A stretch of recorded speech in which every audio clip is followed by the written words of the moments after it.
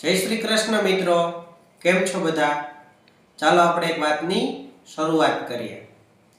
એક યુવાન છે, એ એટલો બધો કંટાળી ગયો હતો કે વાત જ ન પૂછો. એ દરિયા કાંઠે જાય છે અને બેસે છે અને અઢળક એ વિચાર કરે છે. વિચારમાં તો એને કંઈ મળતું નથી, પણ એટલો બધો વિચાર કરે છે કે વાત ન પૂછો. ત્યારે તેની પાસે ભગવાન આવે છે અને ભગવાન તે વ્યક્તિના માથે હાથ મૂકે છે અને કહે છે, બેટા તારે શું જોઈએ છે?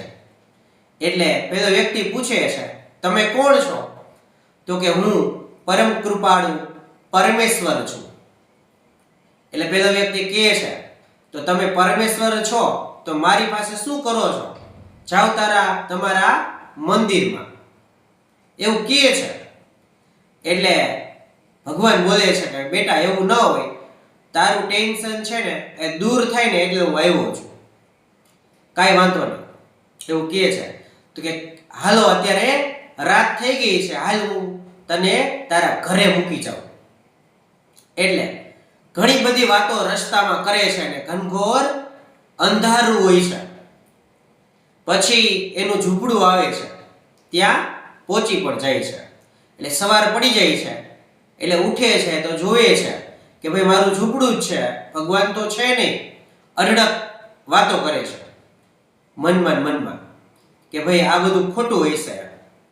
બીજે દિવસે એ જ ટાઈમે પાછો સરોવરના કાંઠે જાય છે અને પાછા એને ભગવાન મળે છે અને કહે છે કે ભગવાન તમારા ઉપર હું ગુસ્સે છું. તમે તો એવું કહેતા હતા કે હું તમારી સાથે છું અને તું મારી સાથે હતો. આવી બધી વાતો કરે છે. એટલે કહે છે કે તું જોતો ખરા કે આપણે હાલ્યા જતા હોય ને તો 4 પગલા પડે, 2 તારા ને 2 મારા. પણ તે નિરખીને જોયું તું, માત્ર 2 જ પગલા હતા.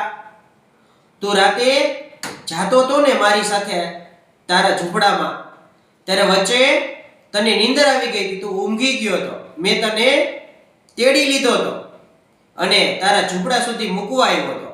બેટા તને નથી ખબર, હું તારી સાથે જ હતો. મિત્રો, આપણને એવું થાય કે ભગવાન છે એ તલવાર, ગદા વગેરે વગેરે હથિયાર લઈને આવે છે ને એવા સ્વરૂપમાં હોય છે. એવું નથી. ભગવાન આપણને કોઈ પણ સ્વરૂપે મદદ કરે છે અને સમય આવે મદદ કરે જ છે.